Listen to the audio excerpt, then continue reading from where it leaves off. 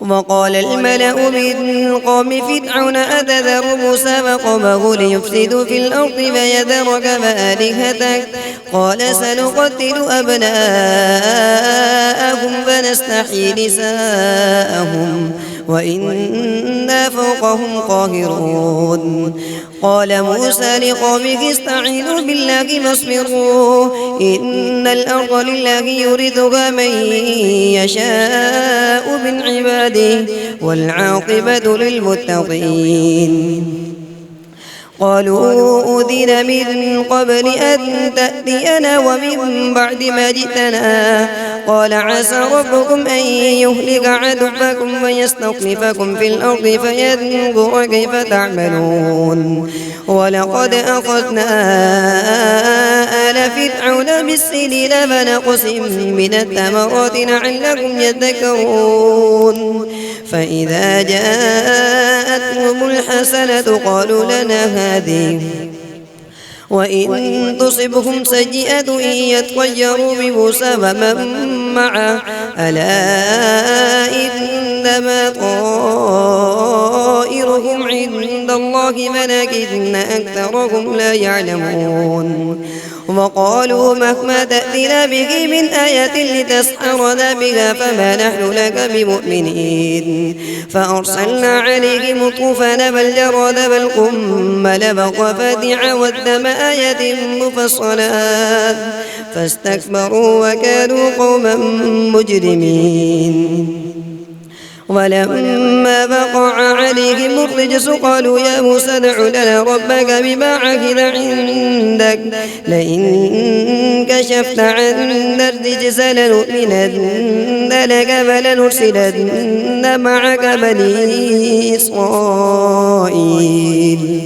فلما كشفنا عنكم الرجس إلى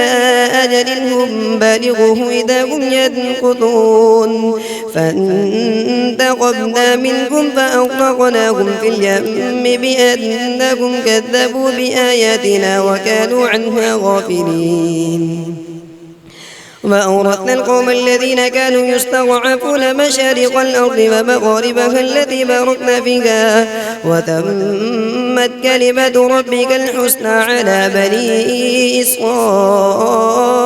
بما صبروا ودمرنا ما كان يصنع فرعون وقومه وما كانوا يعرشون وجاوزنا ببني إسرائيل البحر فأتوا على قوم يعكفون على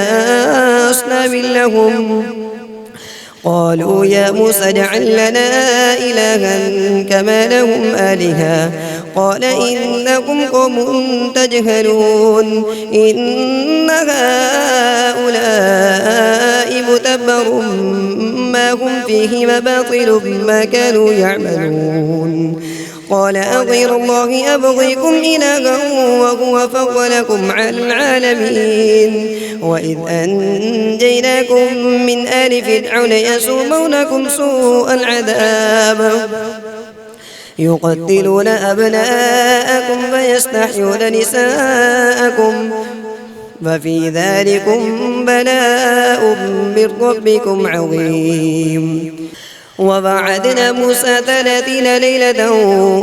وأتممناها ب10 فتم ميقات ربه 40 ليلة وقال موسى لأخيه هارون اخلفني في قومي وأصلح فلا تتبع سبيل المفسدين ولما جاء موسى لميقاتنا وكلمه ربه قال رب أرني أنظر إليك قال لن تراني ولكن انظر إلى الجبل فإن استقر مكانه فسوف تراني فلما تجلى ربه للجبل جعله دكا وخر موسى صعقا فلما أفاق قال سبحانك تبت إليك وأنا أول المؤمنين قال يا موسى إني اصطفيتك على الناس برسالتي وبكلامي فخذ ما